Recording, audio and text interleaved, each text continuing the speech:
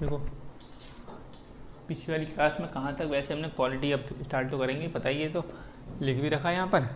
और ये चीज़ ध्यान रखना कि हम लोग पीछे कहाँ तक पढ़ चुके हैं। एक हमने देख लिया था, सबसे पहले मौलिक अधिकार देखे थे, और फिर पीपीएसपी देखी थी। उसके बाद मौलिक कर्तव्य भी देखे थे हमने ना, यानी भाग 3, भाग 4, भाग 4A ये हम देख चुके। और भाग 3, भाग 4, भाग 4A में क्या है?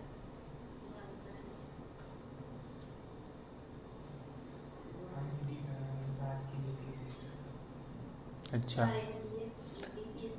फंडामेंटल ड्यूटीज़, ठीक। हाँ, 4 में पीपीएसपी है, 3 में मौलिक कर्तव्य। बड़ी गुड, मौलिक कर्तव्य फंडामेंटल ड्यूटी से बात करी ना, ये चीज़ ध्यान रख लो, चलिए मत भूला वाली करो। भाग 3 में क्या है, 4 में क्या है, पीपीएसपी, ठीक है। और 5 में क्या है, 5 में नहीं है फंडामेंटल ड्यूटी, 4A में है। 5 में है संघ, 5 में है संघ। तो हम लोग भाग 5 अब देखेंगे, ठीक है। वो भाग 1 और 2 है थोड़ा ज़्यादा इतना इंपॉर्टेंट उस हिसाब से नहीं है, हम लोग लास्ट में देख लेंगे, लेकिन जो इंपॉर्टेंट पॉइंट है पहले हम उसको कवर करते हुए चल रहे हैं कि तो भाग 5 हमारे देख रहे हैं। भाग 5 में क्या है, संघ, ठीक। और फिर 6 में क्या हो जाएगा, तो जो हमने पहले क्लास में लिखे थे भाग 1, 2, 3, वो उसको एक बार याद कर लो अच्छे से, उससे एग्जाम में बहुत क्वेश्चन आसानी हो जाती है, 2-3 क्वेश्चन फंस जाते हैं आराम से, कुछ चीज़ें मिल जाती है। बहुत छोटे एग्जाम में तो आराम से मिल जाते थे, बड़े बड़े एग्जाम्स में मिल जाते हैं। मैंने बोला यूपीएससी की प्री में भी क्वेश्चन ऐसे आते कि आराम से उससे मिल गए थे। तो और छोटे छोटे एग्जाम में तो उसमें तो रिपीट भी करते हैं क्वेश्चन बार बार, तो बिल्कुल आराम से मिल जाएंगे। तो भाग के जो नाम है उनके नाम और किसके कौन से आर्टिकल कहाँ तक हैं वो भी एक बार आर्टिकल भी ध्यान रखोगे तो और अच्छी बात है। फिलहाल भाग 5 में हम आ गए हैं। तो भाग 5 में क्या है, इसमें मतलब सरकार का गठन वगैरह में कार्यपालिका वगैरह सब कुछ पढ़ना है। तो इसी में क्या है, ये लिखा जो है संघ की कार्यपालिका, ठीक है। मतलब हम संघ का शासन देखेंगे। संघ का मतलब मेन चीज़ संघ है। भाग 5 में क्या संघ की बात हो रही है, संघ का शासन, इस संघ के बारे में, यानी कि केंद्र सरकार है जो उसके बारे में। तो संघ के बारे में हम समझ रहे हैं, तो संघ में ही संघ के शासन में संघ की कार्यपालिका आएगी, ठीक है, एग्जीक्यूटिव। तो उस कार्यपालिका में कौन कौन, जैसे राष्ट्रपति हैं, उपराष्ट्रपति हैं, प्रधानमंत्री हैं, महान्यायवादी हैं, ठीक है, ये सब लोग उसी में आएंगे। हम लोग क्या पढ़ रहे हैं, राष्ट्रपति, उपराष्ट्रपति, प्रधानमंत्री, ऐसे ही हम सब लोग धीरे धीरे देखेंगे। तो आज इसी में से एक पहले एक टॉपिक उठा लेते हैं कि राष्ट्रपति, हम भारत के राष्ट्रपति को पढ़ेंगे। तो यानी कि जो आपके मतलब इसमें हेडिंग क्या बनेगी, चैप्टर का नाम क्या बन जाएगा, तो है तो पॉलिटी में चल रहा है, लेकिन भाग 5 में अंदर डालोगे राष्ट्रपति, ठीक है, राष्ट्रपति चैप्टर का नाम बन जाएगा, यानी भारत के राष्ट्रपति, ये मेन चैप्टर हो जाएगा। हम राष्ट्रपति पढ़ेंगे, उसके बाद देखेंगे थोड़ा बहुत उपराष्ट्रपति, और फिर जैसे प्रधानमंत्री, ऐसे बहुत देखेंगे, ठीक। तो ये लेखक, महान्यायवादी, सुना है कुछ ऐसे, स्कैग पीछे में पड़ गए थे, CAG देखा था पॉलिटी क्लास में, बहुत पुराना याद करो, कई साल पहले हैं। तो यहाँ ध्यान रखो, हम लोग राष्ट्रपति पढ़े, तो राष्ट्रपति समझो पहले। राष्ट्रपति क्या है, तो आर्टिकल 52 में राष्ट्रपति के पद का प्रावधान है, यानी कि क्या वहाँ पे क्या लिखा है, there shall be a president of India. मतलब वहाँ पे बता रहे हैं उस आर्टिकल 52 में क्या लिखा है कि राष्ट्र का, यानी कि भारत राष्ट्र का कोई एक राष्ट्रपति होगा, there shall be a president of India. यानी कि आर्टिकल 52 में ये पद का प्रावधान है। मतलब और राष्ट्रपति की और शक्तियाँ क्या हैं, और राष्ट्रपति के और आर्टिकल क्या हैं, उसके अलग वो आर्टिकल अलग हैं, लेकिन जहाँ पद का प्रावधान किस में, राष्ट्रपति के पद का प्रावधान आर्टिकल कितना लिखा है, 52 में, ठीक है। और राष्ट्रपति क्या है, संवैधानिक प्रमुख है। संवैधानिक प्रमुख का मतलब क्या है, संवैधानिक प्रमुख मतलब ये कि जो लोकतंत्र बना हुआ है ना, संसदीय, खाली संवैधानिक प्रमुख है, वास्तविक प्रमुख नहीं है। यानी कि वास्तविक में जो कौन है प्रमुख, हम बात भी कर चुके थे पीछे, हमने देखा था कि संसदीय लोकतंत्र को हमने डिफरेंस करा था उससे अमेरिकी वाले को लोकतंत्र, वहाँ पर राष्ट्रपति चल रहा है और यहाँ पर प्रधानमंत्री चल रहे हैं, हमने देखा था। तो यहाँ पे वास्तविक प्रमुख कौन है, पहले यहाँ देखो, संवैधानिक प्रमुख है कौन, राष्ट्रपति संवैधानिक प्रमुख है, लेकिन वास्तविक प्रमुख कौन है, प्रधानमंत्री मोदी जी। यानी वास्तविक का मतलब मेन कौन चला रहा है, नाम। और हमने बात करी ना किन के नाम पे हो रहा है सब कुछ, यानी मोदी जी कुछ भी कर रहे हैं, कोई भी डिसीजन कर रहे हैं, कोई भी योजना लागू कर रहे हैं, या फिर कहीं भी जा रहे हैं, कुछ काम कर रहे हैं, कहीं भी किसी से हाथ मिला रहे हैं, कुछ हो रहा है, मतलब हाथ मिलाने के साथ कोई एग्रीमेंट हो रहा है, कुछ भी हो रहा है, तो उसमें क्या है, किसके नाम पर होता है, वो सब राष्ट्रपति के नाम पर होता है, ठीक। कोई भी कानून लागू हो रहा है भारत में, ठीक है, मोदी जी ने पास करवाया कह दिया कि कल से ये कानून राज्य में लागू होगा, मोदी जी एड्रेस कर रहे हैं, उसमें प्रेस कॉन्फ्रेंस एड्रेस कर रहे हैं, लेकिन वो सब नाम पे किसके हो रहा है, राष्ट्रपति के, ठीक है। तो संवैधानिक प्रमुख कौन है, वो राष्ट्रपति हैं, लेकिन वास्तविक प्रमुख कौन है, मोदी जी अभी के लिए। बाकी प्रधानमंत्री बोलेंगे, वास्तविक प्रमुख प्रधानमंत्री है। और इसी पे अगला हाँ यहाँ पे ऐसे लिख सकते, संवैधानिक प्रमुख राष्ट्रपति संवैधानिक प्रमुख है, लेकिन वास्तविक प्रमुख प्रधानमंत्री होते हैं। संसदीय वास्तविक का मतलब जिसके हाथ में शक्ति है। जैसे अमेरिका में वास्तविक प्रमुख कौन है? प्रेसिडेंट ही है, उनके हाथ में सारी शक्ति है और प्रेसिडेंट उनका प्रेसिडेंट भी है। तो ये ध्यान रखना है, संसदीय लोकतंत्र में केवल नाम मात्र की कार्यपालिका है। यानी कि जो ये वाली बात है वो यही वाली बात है कि संवैधानिक प्रमुख को लोकतंत्र में संविधान नाम तुम खाली नाम मात्र के प्रमुख को, मेन काम कौन है? प्रधानमंत्री संभाल रहे हैं। तो ऐसी के संसदीय लोकतंत्र में केवल नाम मात्र की कार्यपालिका, केवल नाम मात्र, खाली एंड में तुम्हारे पास कानून के जो कानून होगा लागू होने वाला, जो संसदीय लोकतंत्र है उसमें भाई बिल जाएगा पास होने, वहाँ पास हो गया, एंड में टेबल पे आएगा आपके पास, आपको साइन करना है एक प्रकार से कि भाई लागू हो जाएगा। मतलब हालांकि ये भी है कि भेज सकते हैं दोबारा से कि भाई आप इसको फिर से एक बार देखिए, लेकिन वही बात है फिर से दोबारा आ जाएगा तो फिर से आपको फिर बाद में आप साइन करने के लिए, तो नाम मात्र के खाली कोई डिसीजन मेकिंग जो बीच में जो बहस होगी, जहाँ पे जब संसद में बिल जाता है तो वहाँ पे बहस होती है कि मुद्दों पे कि भाई ये कानून लागू होना चाहिए नहीं होना चाहिए, ऐसे कर बहस होती है, लेकिन वहाँ पे राष्ट्रपति उसमें नहीं बैठेंगे। राष्ट्रपति के बाद में एंड में आएगा, खाली टेबल पे साइन होगा, जो राष्ट्रपति का फाइनली साइन होगा तब वो कानून लागू होता है। तो नाम मात्र की कार्यपालिका है, और ये क्या है? संवैधानिक प्रमुख, और ये संसदीय लोकतंत्र में केवल नाम मात्र की, ये बात एक ही लगभग, लेकिन दो शब्दों में लिख गई तो कोई भी क्वेश्चन ऐसे आ जाएगी, क्वेश्चन में अगर ये ऑप्शन आ जाएगा संसदीय लोकतंत्र में केवल नाम मात्र की कार्यपालिका, तब भी लगा दिया। और संवैधानिक प्रमुख हैं, राष्ट्रपति संवैधानिक प्रमुख यानी सबसे ऊपर राष्ट्रपति आएंगे, वही लिखा हुआ है ना, प्रथम नागरिक यानी राष्ट्र के प्रथम नागरिक है, फर्स्ट सिटीजन ऑफ इंडिया, यानी इंडिया में सबसे नंबर 1 पर कौन है? राष्ट्रपति, सबसे पहले वो आएंगे, ठीक है, फिर उपराष्ट्रपति, प्रधानमंत्री, ऐसे कर पद नीचे डाल के उसके बाद कुछ चौथे पे बताते हैं कि जो CJI मतलब चीफ जस्टिस ऑफ इंडिया, ठीक, ऐसे करके वो बना हुआ है कि सबसे ऊपर कौन है? राष्ट्रपति, तो प्रथम नागरिक है, ये ध्यान रखना। अब योग्यताएं क्या है ये देख लें, राष्ट्रपति जैसे किसी को बनना है तो योग्यताएं क्या? राष्ट्रपति बनने की योग्यता है, तो एक तो योग्यता क्या है कि भारतीय नागरिक होना चाहिए, पहली बात तो वो भारत का नागरिक होना चाहिए तभी राष्ट्रपति बन जाए, कोई दूसरे देश का नागरिक नहीं बन सकता। तो भारत का नागरिक कौन कौन हो सकता है? अभी नागरिकता वाला जो हम पढ़ेंगे, हमने संविधान के कौन से भाग में नागरिकता है? पहले, दूसरे, तीसरे में तो ये FR हो गया, दूसरे में नागरिकता, पहले में क्या? फिर राज्य, फिलहाल दूसरे में नागरिकता। जब नागरिकता पढ़ेंगे तो हम देखेंगे नागरिकता पाने के, भारत की नागरिकता पाने के क्या क्या मतलब नियम कानून शर्तें हैं कि मतलब कौन कौन भारत की नागरिकता पा सकता है या भारत का नागरिक कौन कौन कहलाएगा। लेकिन अब यहाँ पे क्या ध्यान रखना है? यहाँ पे इतना ध्यान रखना है, राष्ट्रपति पढ़ना है कि वो व्यक्ति भारत का नागरिक होना चाहिए जिसको राष्ट्रपति बनना है, ठीक है। अब भारत का नागरिक देशीकृत और जन्मजात लिखा है। देशीकृत का मतलब क्या है कि जन्मजात का तो मतलब समझ आ रहा है, जन्मजात का जो जन्म से यहीं से पैदा हुआ है, जिसका जन्म ही भारत में हुआ है तो वो जन्मजात भारत का नागरिक हो जाता है, उसे कोई सर्टिफिकेट की जरूरत ऐसे नहीं पड़ती है, ठीक है। मतलब जो आधार कार्ड वगैरह पहचान पत्र बनते हैं वो तो अलग बन रहे हैं, लेकिन ऐसे कोई सर्टिफिकेट नहीं बनती कि हम भारत के नागरिक हैं। जब कोई बाहर से कोई नागरिकता लेता है तो उसको एक ठीक ठाक सर्टिफिकेट मिलता है, तो उसको पता चलता है कि आप भारत के नागरिक कहलाएंगे आज से, है ना। तो वो देशीकृत में क्या जाएंगे? जो दूसरे देश का व्यक्ति जो भारत की नागरिकता लेना चाहता है। भारत की नागरिकता की एक शर्त क्या है कि अगर आप भारत के नागरिक हो तो किसी अन्य देश की नागरिकता आपके पास नहीं रहेगी। ऐसे कई सारे ऐसे देश हैं कि आप दो देशों के नागरिक हो सकते हो, एक देश के नागरिक हो दूसरे देश के भी नागरिक हो सकते हो, लेकिन भारत में क्या है? भारत में अगर भारत की नागरिकता ले रहे हो तो आप अन्य देशों की नागरिकता छोड़नी पड़ेगी पहले आपको, या जैसे आप भारत के नागरिक हो, जैसे ही आपने किसी अन्य देश की नागरिकता ली तुरंत ही भारत की नागरिकता आपकी अपने आप कट जाएगी, उसी दिन से कट जाएगी। ऐसे करके जैसे अमेरिका में कुछ लोग चले जाते हैं तो अमेरिका में कमाने लगते हैं, वहाँ पे कमाने का उन्हें अच्छा लगने लगता हो तो वहाँ पे वो नागरिकता वहाँ की ले लेते हैं, तो तुरंत ही जिस दिन वहाँ की लेंगे यहाँ पे अपने आप स्वतः अपने आप हट जाएगी, ठीक है। यहाँ आप भारत के नागरिक नहीं कहलाओगे उस टाइम। बाकी NRA वगैरह वो चलता है वहाँ केस वगैरह, लेकिन ऐसा है कि भारत के नागरिक नहीं कहलाओगे। देशीकृत समझ में आया कि अरे दूसरे देश के किसी व्यक्ति ने अगर नागरिकता भारत का नागरिक बनाओ तो वो भी राष्ट्रपति बन सकता है, ठीक। और जन्मजात जैसे अगर मेन एग्जाम्पल लेना चाहो तो जन्मजात मोदी जी, ठीक है, मोदी जी इसी देश में हुए और वो राष्ट्रपति बनते हैं, प्रधानमंत्री, लेकिन राष्ट्रपति अगर बात करनी है तो राष्ट्रपति वो बन सकते हैं। और देशीकृत का मतलब सोनिया गांधी, वो इटली में थी पहले, ठीक है, इटली की नागरिक, उन्होंने भारत की नागरिकता ली, मतलब शादी वगैरह की उनसे राजीव गांधी शादी वगैरह हुई तो वो एक अलग फंडा है, मतलब तो उन्होंने नागरिकता धारण कर ली कि कैसे करके, लेकिन अब वो भारत की नागरिक बन गई तो वो भी राष्ट्रपति बन सकती हैं, ठीक है। अमेरिका में ऐसा नहीं है। अमेरिका में क्या है, यहाँ पे देशीकृत वाला ऑप्शन मान लो हटा दो, वहाँ पे जन्मजात व्यक्ति ही होना चाहिए, जो अमेरिका में जन्मा है वही अमेरिका का राष्ट्रपति बनेगा।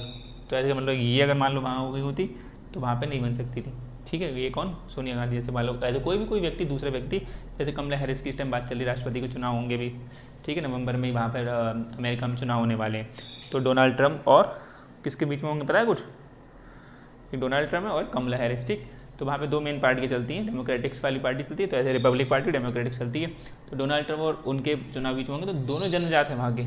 कोई ऐसे कमला हैरिस जो हैं वो बताती है इंडिया मूल की हैं, लेकिन मतलब जन्मी वहीं पर हैं, अमेरिका में जन्मी, लेकिन उनके जैसे पेरेंट्स हैं पीछे के जो है ना, को पेरेंट्स वो कहाँ के हैं? वो इंडिया के हैं, तो इंडिया मूल को बोला जाता है उनको, कमला हैरिस को, जो वहाँ पे राष्ट्रपति चुनाव की दावेदार हैं इस टाइम, जो नवंबर में होगा चुनाव, तो पता चलेगी कौन जीतेगा।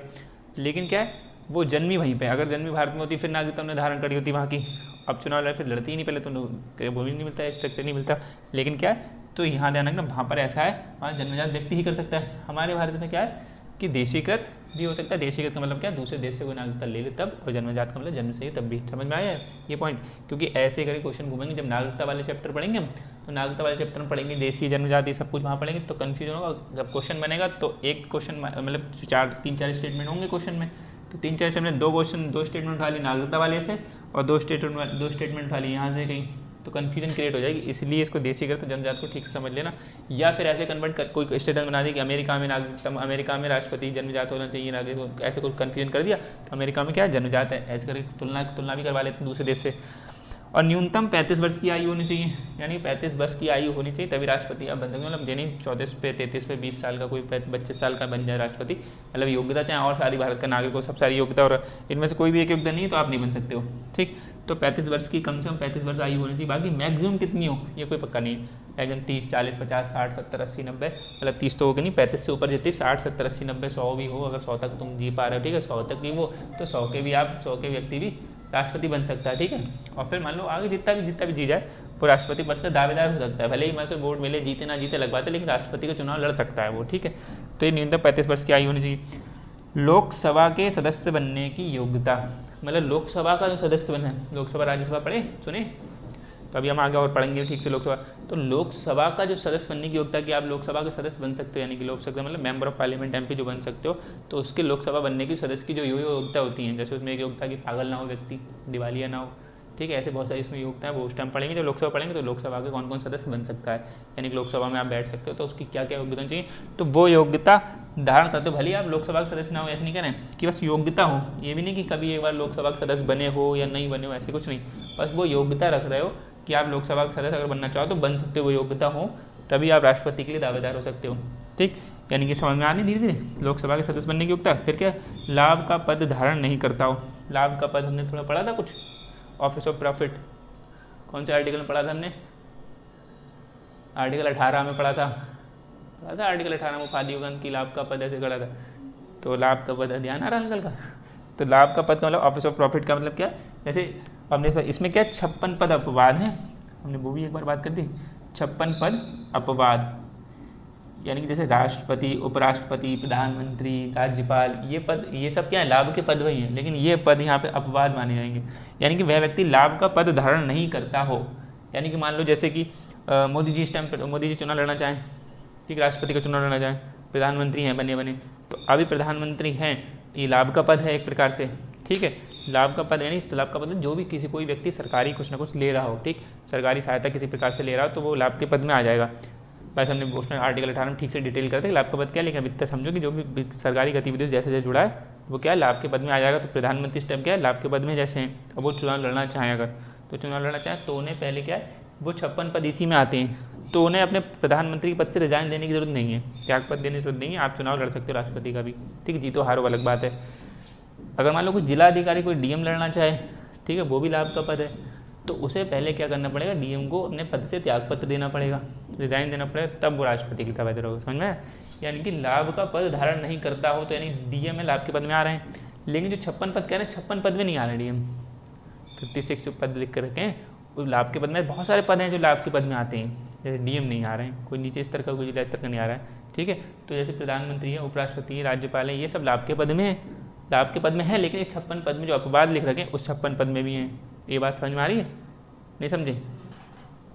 थोड़ा समझे या फिर समझो कि ये ऐसा है, लाभ का पद का मतलब क्या है, लाभ के पद में ऐसे बहुत सारे लोग हैं, जैसे राष्ट्रपति लिख दिया हमने, ठीक है, और प्रधानमंत्री हो गए, उपराष्ट्रपति हो गए, राज्यपाल हो गए, ऐसे करके बहुत सारे पद हैं जिसमें बहुत सारे पद हैं। इनमें से ऊपर के मान लो कोई 56, ऐसे मान लिया हमने कि ऊपर के 56 पद, ठीक, यानी कि हमने इन्होंने कहा है लाभ का पद धारण नहीं करता हो, तो यानी कि ये जो इतने लिखे थे, मान लो 100 मान लिया हमने, 100 लिखे, ये 100 पद धारण नहीं करता हो, वो व्यक्ति राष्ट्रपति का चुनाव लड़ सकता है। तब उन्होंने कहा उसमें तो भाई प्रधानमंत्री सब लोग आ रहे हैं, तो उन्होंने कहा नहीं, ये 56 छोड़ दो, इनको छोड़ दो, बाकी ये नहीं करते हो। तो यहाँ जैसे डीएम यहाँ पे आ रहे होंगे, तो डीएम यहाँ आ जा रहे हैं, आधी बात में थोड़ा, यानी कि वो 56 पद ये अपवाद है, हमने जो बात लिखी लाभ के पद में, लाभ के पद में तो ये सब हैं, लेकिन जो ये वाले इतने छोड़ दिए कि ये इनको अपवाद कह दो, ये लोग लड़ सकते हैं अपना बिना त्याग पत्र दिए, लड़ तो ये भी सकते हैं लेकिन इनको त्याग पत्र देना पड़ेगा अपने लाभ के पद से, ठीक है, जो लाभ पा रहे होंगे, हाँ जो 56 पदों में नहीं आते, ठीक है। तो जो लाभ पद पा रहे हैं लाभ का पद धारण नहीं करता और 56 पद अपवाद हैं, उसमें से राष्ट्रपति और जो उपराष्ट्रपति, राज्यपाल, ये सब प्रधानमंत्री सब क्या है 56 पद में ये आ रहे हैं, ठीक। और लाभ के पद में तो ये भी है, डीएम भी लाभ के पद में, लेकिन डीएम 56 पद में नहीं है, समझ में आ रहा है। तो ये चीज़ हो रही योग्यताएँ। फिर कार्यकाल की अगर बात करें तो कार्यकाल 5 वर्ष का कार्यकाल है कि राष्ट्रपति का मतलब इनके इसकी बाद मृत्यु हो जाती है वो अलग बात है, लेकिन वैसे पूरे 5 वर्ष ये करेंगे अपना पूरा कार्यकाल, और ये पुनर्निर्वाचित भी हो सकते हैं, मतलब एक बार कार्यकाल हो गया पूरा 5 साल हो गए, फिर से चुनाव में फिर से लड़ सकते हैं, फिर से जीत जाएँ, फिर से हो जाए। डॉक्टर राजेंद्र प्रसाद बने थे अगली बार मतलब बने थे राष्ट्रपति, लेकिन क्या है और पुनर्निर्वाचित का मतलब दूसरी बार भी, तीसरी बार भी, चौथी बार भी, 5वीं बार, 6ठी बार, कितनी बार भी बन सकते हो, कोई लिमिट नहीं लिख रखी है कि आप कितनी बार भी राष्ट्रपति बन सकते हो। अमेरिका में सिस्टम ऐसा क्या है कि आप 2 ही बार बन सकते हो मैक्सिमम, मतलब आप बहुत लोकप्रिय हो, बहुत सब जनता को पसंद आ रहे हो, आपने बहुत अच्छा काम किया है, तो आप क्या बनोगे, मतलब इस टाइम में अब राष्ट्रपति बने हो, एक बार बन गए, वहाँ 4 साल का कार्यकाल हमने पीछे पढ़ चुके थे, कंपेरिजन करा था अमेरिका का और उस पर, 4 साल का वहाँ पे, और वो 4 साल के बाद फिर से 4 साल के लिए बन सकते हो आप, ठीक। उसके बाद अगर मान लो फिर से जनता आपको बहुत पसंद करती है, लेकिन अब नहीं चुने जा सकते, जैसे बराक ओबामा 4 साल के लिए बने, अच्छे से बने, ठीक, फिर से चुनाव हुआ, फिर से बराक ओबामा जीत गए, अब तीसरी बार भी लोग चाह रहे हैं, मतलब अगर लड़ते तो जीत जाते लेकिन उनके संविधान में ऐसा प्रावधान ही नहीं है कि 2 बार से ज़्यादा कोई राष्ट्रपति बन ही नहीं सकता। और राष्ट्रपति का मतलब क्या, राष्ट्रपति वो राष्ट्रपति जो सारी पावर संभाल रहे हैं, नाम मात्र राष्ट्रपति वहाँ पे नहीं है, जैसे प्रधानमंत्री सारी पावर संभाल रहे हैं, तो प्रधानमंत्री कितनी बार ही बन सकते हो आप, 2 बार तो मोदी जी बन गए, तीसरी बार चल रही है उनकी, है ना, चौथी बार भी चाहे बनना चाहे बन जा सकते हैं अगर मतलब जीतेंगे तो, या फिर अब वो खुद ही छोड़ने अलग बात है, लेकिन बहुत यंग एज में होते तो ज़्यादा ऐसे अगर जब तक जीतते हैं तब तक बनते रहेंगे, 3 बार हो गए ना, लेकिन हाँ 2 बार ही बराक ओबामा बने, 2 बार, तीसरी बार वो लड़ ही नहीं सकते चुनाव, तब उन्हीं की पार्टी से खड़े हो रहे हैं लोग, जैसे जो बाइडन, कमला हैरिस उन्हीं की पार्टी से, बराक ओबामा की पार्टी से, ठीक है, जो कमला हैरिस हो रही है।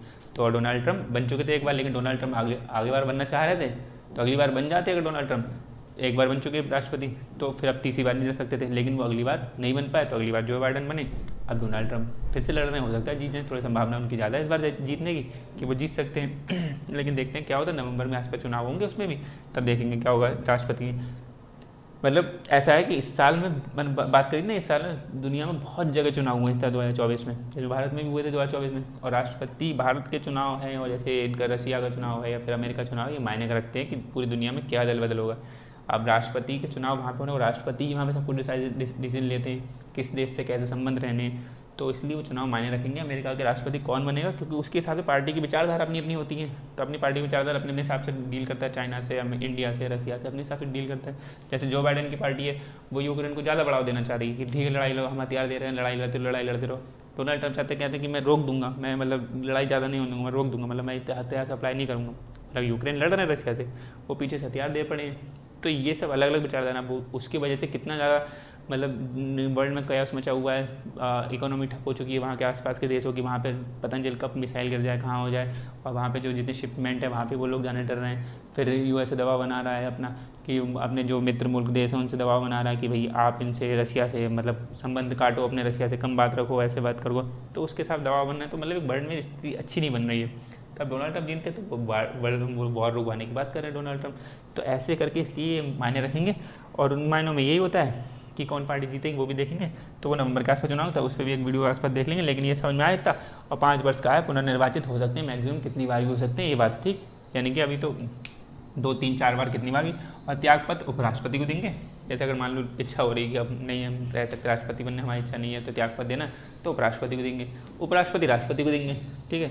और अगर उपराष्ट्रपति नहीं है तो वो लोकसभा अध्यक्ष को देंगे, या फिर उपराष्ट्रपति के पास मतलब राष्ट्रपति नहीं है, जो भी नहीं है तो फिर लोकसभा अध्यक्ष देंगे। जैसे एक बार ऐसे कंडीशन बना था कि बीबी गिरी थे तो उनकी मृत्यु हो गई, तो राष्ट्रपति की जब मृत्यु हो गई और उपराष्ट्रपति को त्यागपत्र देना था, तो राष्ट्रपति तो है नहीं, तो उपराष्ट्रपति किसको देंगे, तो उन्होंने लोकसभा के अध्यक्ष को दिया, ठीक। ये चलता रहता है कौन कौन किस, और वो भी नहीं, फिर वो CGI की ऐसी बात आ जाती है। अभी ऐसी स्थिति बनी नहीं है, ऐसा कुछ संविधान में क्लियर भी नहीं लिखा हुआ है, एट टाइम पे जो होता है उस टाइम में तो वो कर लेते हैं। तो यहाँ पर क्या है, राष्ट्रपति किसको त्यागपत्र देंगे अपना, उपराष्ट्रपति को, ठीक है। उपराष्ट्रपति किसको त्यागपत्र देंगे, राष्ट्रपति को देंगे। ये चीज़ समझ में आ रही, क्वेश्चन में छोटा सा स्टेटमेंट बन के आ जाता है कि भाई राष्ट्रपति के बारे में निम्नलिखित कदमों पर विचार करें। और निम्नलिखित कथन लिख दिए कि राष्ट्रपति की मतलब कार्यकाल 5 वर्ष का होता है, लेकिन मैं पुनर्निर्वाचित नहीं हो सकता, ऐसे लिख दिया।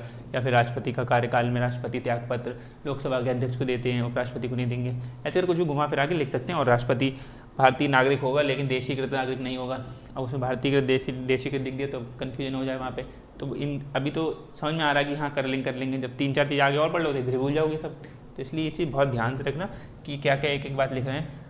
निर्वाचन आप समझते हैं, इलेक्शन मतलब चुनाव कैसे होगा राष्ट्रपति का, ये जो मेन फेज़ है, इससे क्वेश्चन बन सकते हैं अच्छे खासे कि निर्वाचन चुनाव कैसे होना चाहिए।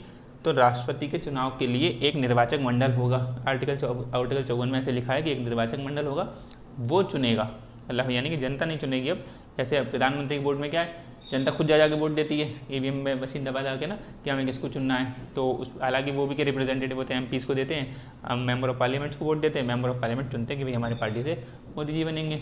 मतलब डायरेक्टली हम लिख के तो ना आता कि इसमें मोदी जी को दे रहे हैं, हम तो बीजेपी पार्टी के सांसद को देते हैं, अपने लोग जो हमारे सांसद होते हैं आसपास के एरिया, हम सांसद को वोट देते हैं। लेकिन जनता देती है डायरेक्टली जाके वोट देती है जनता ही, फिर वो चुनते हैं अपने, उन्होंने कैंडिडेट घोषित कर रखे होते हैं कि अगर बीजेपी पार्टी जीतेगी तो मोदी जी बनेंगे, कांग्रेस पार्टी जीतेगी तो राहुल गांधी बनेंगे, उन्हें पहले ही बता रखा होता है। ठीक है, तो यहाँ पर क्या है, निर्वाचक मंडल होगा, यानी कि एक निर्वाचक मंडल चुनेगा कि राष्ट्रपति को। अब निर्वाचक मंडल में कौन कौन होगा वो यहाँ लिखा हुआ है कि नहीं। आर्टिकल 54 में बात क्या कह रहा है, आर्टिकल 54 कह रहा है कि राष्ट्रपति को चुनेगा कौन, निर्वाचक मंडल। ठीक है, इलेक्टोरल कॉलेज बोलते हैं इंग्लिश में। तो ये चुनेगा, निर्वाचक मंडल चुनेगा कि राष्ट्रपति कौन है। और निर्वाचक मंडल में कौन कौन होगा, अभी ध्यान रखना, इस पर क्वेश्चन आ भी चुके हैं पीछे, और मिल जाएंगे घटना चक्र वगैरह होते हैं ना, उसमें अच्छे खासे क्वेश्चन ऐसे बन जाते हैं छोटे छोटे लेवल के। तो यहाँ पे समझो संसद के, मैं ये निर्वाचक मंडल के लिखें 1 2 3 पॉइंट। ठीक है, मतलब निर्वाचक मंडल में कौन कौन होगा, संसद के निर्वाचित सदस्य। संसद मतलब संसद में क्या है, हमने बात करी संसद में कौन कौन आ जाता है, संसद में बता। हाँ, वेरी गुड, न्यायपालिका, लोकसभा, राज्यसभा और राष्ट्रपति। ठीक है, तो संसद में, अब लेकिन बात हम राष्ट्रपति की कर रहे हैं, तो यहाँ पर संसद में, यहाँ पर राष्ट्रपति की बात करें तो बचेगा लोकसभा और राज्यसभा। तो यहाँ पर संसद का मतलब क्या है, लोकसभा प्लस राज्यसभा। ठीक है, यहाँ संसद है तो लोकसभा राज्यसभा के निर्वाचित सदस्य, यह देखो पहले तक निर्वाचित सदस्य, निर्वाचित, मनोनीत नहीं। ठीक है, एक होता है मनोनीत करना कि हमने खुद चुन ली आपस में, जैसे गिर जाओ, ये मनोनीत नहीं है, ध्यान रखना, मनोनीत नहीं। एक होता है हमें चुनना है अपने पास, हमने निर्वाचित जो चुन के आए हैं, और एक क्या है, राष्ट्रपति चुनते हैं, निर्वाचित कर, राष्ट्रपति मनोनीत करते हैं अपने पास से कि राष्ट्रपति कहते हैं तुम भी ठीक है सदस्य बन जाओ, जो अच्छा काम करता है, जैसे साहित्य है, कला है, समाज सेवा है, इसमें ऐसे जो अच्छा काम करता है, रुक जाए यार, तो उसमें ठीक से उनको चुन लेते हैं। ठीक है, ऐसे करके हम आगे पढ़ेंगे कि मनोनीत कैसे करते हैं राष्ट्रपति। ठीक है, तो 12 सदस्य जैसे राज्यसभा में कर लेते हैं, और लोकसभा में, जैसे राज्यसभा में 12 सदस्य ये मनोनीत हो दिए थे। जैसे हमने राज्यसभा में बात करी थी, राज्यसभा में टोटल कितने सदस्य हैं,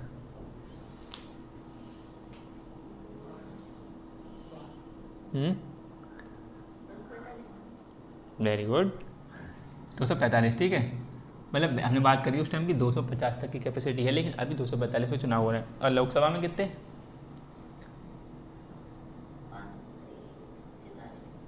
543। ठीक, पहले 545 थे, 2 एंग्लो इंडियन थे, तो 2 एंग्लो इंडियन वो मनोनीत किए जाते थे। तो अब 104वां संविधान संशोधन हो गया था, उस 104वें संविधान संशोधन के द्वारा इनको तो हटा दिया गया है कि अब वो 543 ही बचे वहाँ पर। इसमें अभी 245 सदस्य हैं, जिसमें से 12 यानी कि 233 तो चुने जाते हैं, निर्वाचित होते हैं, और 12 सदस्य क्या हैं, ये मनोनीत करे जाते हैं राष्ट्रपति के द्वारा कि इनके किसी ने साहित्य में बहुत अच्छा काम करा, किसी ने कला में अच्छा, समाज सेवा ऐसे करके रहे, तो वहाँ पे सुनते हैं किसी साइंस विज्ञान में अच्छा काम करेगा, इसके माध्यम से 12 लोगों को चुनते हैं राष्ट्रपति और राज्यसभा में बैठा देते हैं कि भाई आप बैठो। मतलब उन्हें कोई चुनाव न लड़ने की जरूरत ऐसे नहीं, मतलब थोड़ा सा बात करते हैं वहाँ पे राज्यसभा के जो प्रोटोकॉल होगी वो तो फॉलो करेंगे, लेकिन ये क्या निर्वाचित नहीं, जो जनता वोट दे रही है वो निर्वाचित नहीं है। तो ये जो सदस्य हैं 12, इन वो तो 2 तो हट ही गया, वो तो 104वें संविधान संशोधन से ही काट दिए, अब तो उन्हें मनोनीत भी नहीं करा जा रहा है, लेकिन ये अभी भी 12 मनोनीत होते हैं। इनका भी एक कार्यकाल होता है फिक्स, वो कैसे जो राज्यसभा पढ़ेंगे तो हम देखेंगे वो अपने आप कैसे हटते जा रहे हैं, एक तिहाई कैसे हो रहा है, वो सब कुछ पढ़ेंगे। लेकिन इतना समझो कि जो राज्यसभा में, यानी संसद का मतलब है एक लोकसभा, तो लोकसभा के 543, ठीक है, और राज्यसभा के 245 में से 233, क्योंकि 12 सदस्य तो हटा देंगे मनोनीत नहीं, यहाँ कह रहे हैं निर्वाचित सदस्य, यहाँ पे वहाँ पर वो क्या कर देंगे, स्टेटमेंट में यहाँ मनोनीत लिख दिया अगर धोखे से, और यहाँ निर्वाचित लिख रहने दिया तो यहाँ तो ठीक है, कहीं भी शफलिंग कर सकते हैं ना उस चीज़ की। तो निर्वाचित सदस्य क्या है कि मनोनीत सदस्य नहीं है, निर्वाचित सदस्य, ये ध्यान रखना। ठीक, राज्यों की विधानसभा, यहाँ भी एक शब्द ध्यान रखना, ये विधानसभा निर्वाचित, तो यहाँ ध्यान रखना ही दिखना है। निर्वाचित तो तीनों जगह, जैसे तीनों जगह में निर्वाचित है, ये ध्यान रखना। लेकिन विधानसभा हमने बात करी थी, यहाँ विधानमंडल नहीं लिखा है, राज्य में विधानमंडल भी होते हैं। ठीक है, जैसे विधानमंडल का मतलब जैसे राज्य है तो राज्य में क्या होगा, विधानमंडल। ठीक, मंडल अगर लिखा है तो इस विधानमंडल का मतलब क्या होता है कि विधानसभा भी और परिषद भी। परिषद की बात करी थी हमने, काउंसिल। ठीक है, लेजिस्लेटिव असेंबली और लेजिस्लेटिव काउंसिल। ठीक है, यानी कि एमएलए और एमएलसी होते हैं। तो यहाँ पर क्या है कि विधानमंडल अगर लिखा होगा तो विधानमंडल में दोनों आएंगे, सभा परिषद, और खाली विधानसभा लिखा है तो विधानसभा का मतलब सिर्फ विधानसभा, क्योंकि विधान परिषद सब राज्यों में नहीं है। कितने राज्यों में बताई थी मैंने? हाँ, 8, 6 राज्यों में। ठीक है, 6 राज्यों में विधान परिषद है, वो भी चेक करना किस किस में है। तो ये विधान परिषद सब राज्यों में नहीं है, इसलिए इन्होंने यहाँ पे विधानसभा लिखा है, ऐसा समझ लो। क्योंकि विधानसभा और परिषद की लिख दे, विधानमंडल लिख देते अगर, तो जिन 6 राज्यों में, तो ये लोग भी आगे वोट करते, निर्वाचक मंडल में चले जाते। तो इसलिए उन्होंने एक हटा दिया, क्योंकि सब राज्यों में नहीं, लेकिन सब राज्यों में विधानसभा तो है ही। 28 राज्य हैं, 28 राज्यों में विधानसभा है। तो 28 राज्यों की विधानसभा के निर्वाचित सदस्य। ठीक है, जैसे लोकसभा में क्या था, निर्वाचित सदस्य कितने लोकसभा में निर्वाचित सदस्य थे 543, 2 एंग्लो इंडियन थे, हटा दिए। एक विधानसभा में एक निर्वाचित, हाँ, एंग्लो इंडियन मतलब जैसे कुछ जो अंग्रेज लोग आए थे। ठीक है, आंग्ल भारतीय बोलते हैं, अंग्रेज जो आए थे वो भारत में ही रह गए, यहीं पे आसपास शादी करके फिर यहीं बस के यहीं रहने लगे। तो वो क्या है, उनकी रेस क्या है, मतलब भारतीय नहीं है वो, लेकिन यहाँ पे आके रह के रहने लगे और भारतीय नागरिकता ले ली। तो उसमें क्या, उनके लिए ऐसे रिप्रेजेंट करने के लिए कि आप भी ठीक है हमारे लोकसभा में रिप्रेजेंट करो, आप भी बैठोगे, तो उनके लिए एक दो सीटें छोड़ रखी थी आंग्ल भारतीय, वो अब 104वां संविधान संशोधन होकर हटा दी गई है। ठीक है, तो अब नहीं, अब तो नहीं, अब 541 सीटों में निर्वाचित सदस्य होते हैं, अब उन्हें फ्री में ऐसे नहीं दी जाती है, वो भी अब निर्वाचन लड़ें, चुनाव लड़ें, ऐसे आए। ठीक, प्रक्रिया से। और विधानसभा में क्या होती थी, विधानसभा में एक मनोनीत करी जाती थी, लोकसभा में 2 करी जाती थी, आंग्ल भारतीय को, एंग्लो इंडियन को। विधानसभा में 1 करी जाती थी, वो भी 104वां संविधान संशोधन हुआ, तो यहाँ से 2 हटी, यहाँ से 1 काट दी गई। ठीक है, तो इसलिए यहाँ पर तो बात ही नहीं है निर्वाचित मनोनीत की, क्योंकि विधानसभा में तो निर्वाचित ही बचे हैं। ठीक है, अगर मनोनीत सदस्य होते तो नहीं होते यहाँ पर भी। तो विधानसभा समझ रहे हैं यहाँ पर, विधानसभा 28 राज्यों की विधानसभा के निर्वाचित सदस्य। ठीक, यानी कि वो एमएलए जो निर्वाचित हो रहे हैं। और क्या है फिर जो यूटीज़ बची हैं, अब कई सारी 8 यूटीज़ हैं। अब यूटीज़ में क्या है, इंस्टाग्राम चल रहा है आपका, 8 यूटीज़ क्या है, तो क्यों ऐड आ रही है इसमें, 8, अच्छा 8 यूटीज़ हैं। 8 यूटीज़ में क्या है कि कुछ यूटीज़ हमने बात की ना कि जैसे सब में तो वैसे बोलते केंद्र प्रशासित, यानी कि केंद्र उनको प्रशासन कर रहा है, केंद्र वहाँ प्रशासन कर रहा है, लेकिन कुछ है जिसमें जनसंख्या के आधार पर उनको बांटा करके वहाँ पे सीएम बना दे रहे हैं, वहाँ पे विधानसभा है। तो 3 जैसे दिल्ली में विधानसभा है, और जैसे और लद्दाख और सब हैं, और जैसे लक्षद्वीप है वहाँ विधानसभा नहीं है। ठीक है, लेकिन दिल्ली में विधानसभा है, पुडुचेरी में विधानसभा, जम्मू कश्मीर में विधानसभा है। लेकिन अभी बीच में रुके हुए, अब बात चल रही है जम्मू कश्मीर में चुनाव कराने की बात चली जा रही है, लेकिन जब से वो यूटी बनी है तो वहाँ पर रोक दिए गए थे चुनाव वगैरह, लेकिन विधानसभा वहाँ पे थी है। और अभी अभी मतलब अमित शाह ने, मतलब जो हमारे गृह मंत्री, उन्होंने बोला कि हाँ इसी साल में चुनाव कराने की बात हो रही है, सितंबर और ये के लास्ट में, अक्टूबर नवंबर, कि जम्मू कश्मीर चुनाव होंगे। तो चुनाव होंगे तो विधानसभा बनी है। तो यानी ध्यान रखना, दिल्ली, पुडुचेरी, जम्मू कश्मीर, यानी 28 राज्य और 3 यूटीज़। कौन कौन सी, दिल्ली, पुडुचेरी और जम्मू कश्मीर, यहाँ विधानसभाएं हैं। ठीक है, यहाँ सीएम बनते हैं अलग अलग, वैसे और किसी में सीएम नहीं बनेंगे, राज्यों में सीएम होंगे लेकिन यूटीज़ में सीएम नहीं है। लेकिन दिल्ली में सीएम है, पुडुचेरी में, जम्मू कश्मीर में बनते हैं। ठीक, अभी लेकिन रोक दिए गए थे वहाँ की स्थिति 370 हटा के, लेकिन अब जो चुनाव होंगे वहाँ पर तो सीएम को चुना जाएगा वहाँ पर। तो यानी कि दिल्ली, पुडुचेरी, जम्मू कश्मीर की विधानसभा के निर्वाचित सदस्य। ठीक, वैसे इसमें भी एक वो मनोनीत थे, वो हटा दिए 104वां संविधान संशोधन। ये भी क्वेश्चन पूछ लिया जा सकता है कि कौन से संविधान संशोधन से निर्वाचित सदस्य जो लोकसभा विधानसभा में थे, मनोनीत सदस्य थे, वो किससे हटा दिए गए, तो 104वें संविधान संशोधन से हटा दिए गए थे। पहले यहाँ 545 हुआ करते थे। राज्यों में विधानसभा की जो जो आंकड़े थे, जैसे 403, ठीक, ऐसे किसी किसी में, तो उसके हिसाब से एक बड़ा हुआ था उस टाइम आंग्ल भारतीय वाला, अब वो एक कम हो गया। ठीक, तो यहाँ पर क्या है ये समझ में आया। निर्वाचक मंडल में कौन कौन होगा, लोकसभा राज्यसभा के निर्वाचित सदस्य, पहली बात। फिर ये लोकसभा राज्यसभा हो गई केंद्रीय सत्ता की बात। राज्यों में आ जाओ तो सभी राज्यों की, ठीक है, विधानसभा के निर्वाचित सदस्य, विधानमंडल नहीं, विधानसभा। ठीक, विधानमंडल और विधानसभा, विधान परिषद अंतर समझे। विधानमंडल लिखा होगा तो उसमें विधानसभा, विधान परिषद दोनों आ जाएंगे। ठीक। तो विधान परिषद और 6 राज्यों में ये सिर्फ अभी तक, मतलब वैसे बढ़ाना चाहे तो बढ़ा लें, कोई अपने खत्म करना चाहे खत्म हो। जैसे वेस्ट बंगाल है, पश्चिम बंगाल में ही बात करी जा रही है कि वहाँ पे विधान परिषद हो, बात करी जा रही है कि बनाना चाहें तो फिर बन जाएंगे आगे। लेकिन अभी तक तो 6 में और 28 राज्य हैं, तो विधानसभा तो सब में है। तो दूसरा क्या है कि सभी राज्यों की विधानसभा के निर्वाचित सदस्य। तीसरा क्या है कि दिल्ली, पुडुचेरी और जम्मू कश्मीर के विधानसभा के निर्वाचित सदस्य ये बैठेंगे किसमें, निर्वाचक मंडल में। ये चुनेंगे किसको, राष्ट्रपति को। ठीक है, यानी राष्ट्रपति को कौन चुनेगा, निर्वाचक मंडल। और निर्वाचक मंडल में कौन कौन होगा, पहला पॉइंट संसद के निर्वाचक। और संसद में कौन कौन है, लोकसभा, राज्यसभा।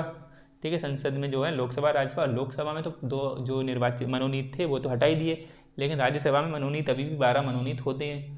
तो वो मनोनीत जो 12 हैं वो 12 तो नहीं आएंगे अब, 245 में 233 हैं। यानी कि यहाँ पे जो है संसद यानी कि लोकसभा राज्यसभा दोनों है संसद में, तो राज्यसभा से 233 निर्वाचित सदस्य ये निर्वाचक मंडल में बैठेंगे लोग। ठीक है, तो ये निर्वाचक मंडल वाले यानी कि राष्ट्रपति कौन चुनेगा, निर्वाचक मंडल द्वारा चुना जाएगा राष्ट्रपति को। और निर्वाचक मंडल में ये क्वेश्चन आएंगे कि निर्वाचक मंडल में कौन कौन हो सकता है। तो ऐसे करके घुमा फिरा कुछ बनाएंगे, तो उस टाइम देखना कि कैसे बनेगा, ना कि एक बार रिविजन करवाएंगे, क्वेश्चन का देखेंगे हम लोग, MCQs देखेंगे। फिर क्या है, प्रत्येक सदस्य जो निर्वाचक मंडल का है, अब निर्वाचक मंडल बन गया। ठीक, ये लोग बैठेंगे इसमें आगे। इनमें से जो प्रत्येक सदस्य है निर्वाचक मंडल में, प्रत्येक सदस्य है उसको एक वोट डालने का अधिकार होगा कि वो एक ही वोट डालेगा। ऐसा नहीं कि अच्छा 3-4 वोट डालते, 2 वोट डालते, जैसे होता है ना, इनको दे दिया उनको दे दिया, ऐसे करके वोट दे दिया। उसमें हम लोग बात करेंगे कि राष्ट्रपति का चुनाव कैसे होता है। लेकिन प्रत्येक सदस्य को एक वोट डालने का अधिकार है। दूसरी बात क्या है कि प्रत्येक सदस्य के मत का मूल अलग अलग हो, यानी 2 बातें, यानी प्रत्येक सदस्य को एक वोट डालने का अधिकार होगा और प्रत्येक सदस्य के मत का मूल, जो वो वोट डाल रहा है उस वोट का मूल्य यानी वैल्यू उसकी अलग अलग होगी। कैसे, इसका मतलब कर दिया, जैसे एक सदस्य है, अब इस निर्वाचक मंडल है, इस निर्वाचक मंडल में जैसे MLA भी होंगे, MLA यहाँ ऐसे MLA इसमें MLA यहाँ से आ गए विधानसभा से, MPs यहाँ से आ गए संसद से।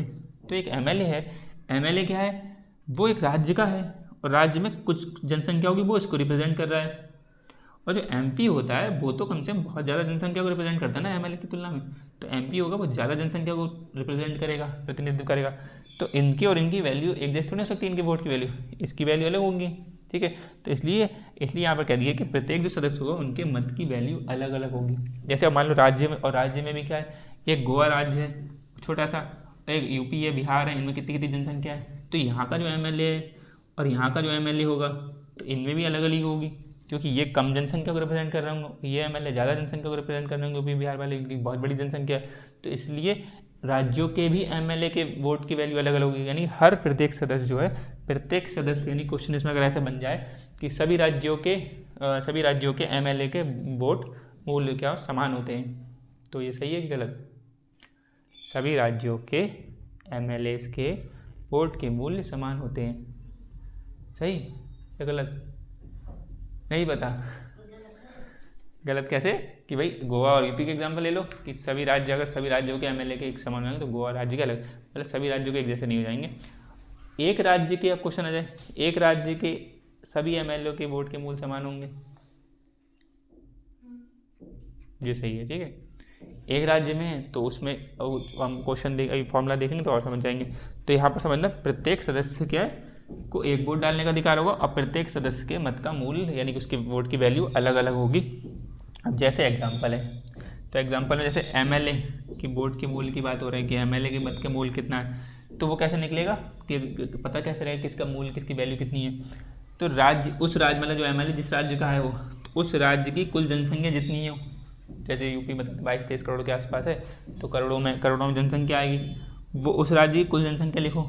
ठीक, और लेकिन ये सब किसके उससे हो रहा है, ये ध्यान रखना, कहाँ लिख दूँ, यहाँ पे लिख दे रहा हूँ, ये जो यहाँ पे लिखा ना ऐसे करके राज्य की कुल जनसंख्या, यहीं पे लिख लेना कि हमें सब साइड में कि 1971 में जो जनगणना हुई थी, सेंसस हुआ था, ठीक, उसके आधार पर जनसंख्या चुनी जाएगी। ठीक है, यानी कुल जनसंख्या 1971 के हिसाब से जो जनगणना है वो जनगणना ध्यान रखना।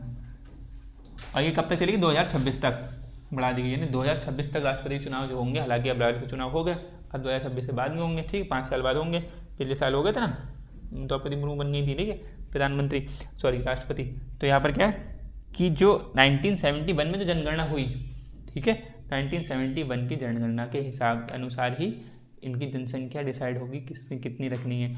और 1971 की जो जनगणना है वो कहाँ तक चलेगी, 2026 तक। भले ही फिर 2026 में फिर से एक मीटिंग बैठाई जाए और आज को आगे बढ़ा दिया जाए, 2030 तक बढ़ा दिया जाए, 2046 तक कर दिया जाए, वो अलग बात है।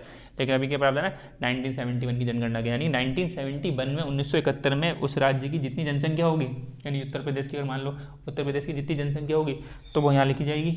ठीक है, समझ में आ रहा है। और बट्टे क्या करना है, डिवाइड क्या करना है, उस राज्य में निर्वाचित एमएलए की संख्या। ये बात समझ में आ रही है कि नहीं। यानी कि जैसे 403 एमएलए की संख्या यूपी में है, ठीक है, बाकी अलग अलग राज्यों में अलग अलग एमएलए की संख्या है। यानी कि एमएलए असेंबली होती है ना, लोकसभा में सीटें कितनी है भारत इसकी, मतलब यूपी की 80 है ना, लोकसभा में सीटें कितनी है, हाँ 80 है। तो लोकसभा में जैसे लोकसभा के चुनाव होते हैं तो 80 जो एमपीज़ हैं वो चुने जाएंगे, MPs member of parliament, Lok Sabha में तो मेंबर ऑफ पार्लियामेंट चुने जाएंगे। एमएलए भी अभी हम बात कर रहे हैं, यहाँ पे बात कर रहे हैं एमपी की। जब लोकसभा में 80 सीटें हैं तो एमपीज़, तो 80 एमपी बैठेंगे जाके लोकसभा में यूपी से। जो लोकसभा की जो मीटिंग हो रही है वहाँ पे, उसमें 80 तो यूपी के दिखेंगे आपको। उसके बाद अलग अलग हैं, अलग अलग चुनाव में वो अलग अलग जितने जहाँ से आ रहे हैं। एमएलए जब राज्यसभा की बात हो रही होगी, विधानसभा की बात हो, विधानसभा की बात होगी तो विधानसभा में एमएलए होते हैं। तो एमएलए में टोटल कितनी सीटें हैं, 403। ठीक है, 403 किसकी, यूपी की।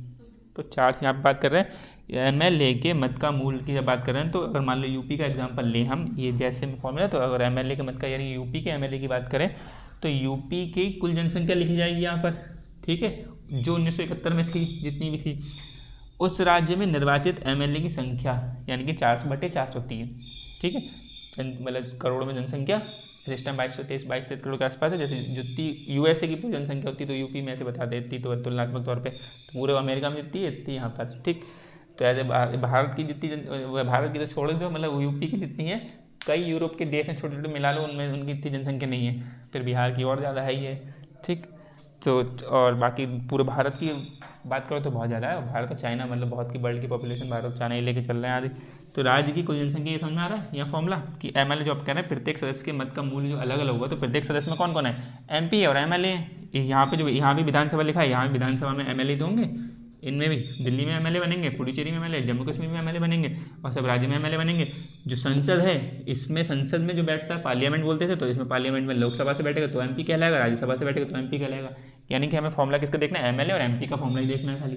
तो एमएलए सदस्य क्या होंगे, एमएलए और एमपी सदस्य होंगे। तो एमएलए के मत का मूल क्या होगा, तो हर राज्य के अलग अलग भी होगा। तो हर राज्य का, मगर यूपी का एग्जाम्पल लेके चल रहे हैं खाली, तो वैसे अलग अलग बनाएंगे। इतना कोई डिटेलिंग पूछने के लिए हमें खाली फॉर्मूला ध्यान रखना है। हम एग्जाम्पल से बता रहे हैं, यूपी की कुल जनसंख्या लिखेंगे 1971 के हिसाब से, बटे उसमें टोटल कितने एमएलए होंगे, 403/403 लिखा, डिवाइडेड बाय 1000 कर दिया। ये खाली इसलिए कर दिया क्योंकि जनसंख्या करोड़ों में आएगी, वो आ रही है भैया, कहीं कहीं करोड़ों में, कहीं भाई लाखों में आएगी, बहुत बड़ी जनसंख्या आई।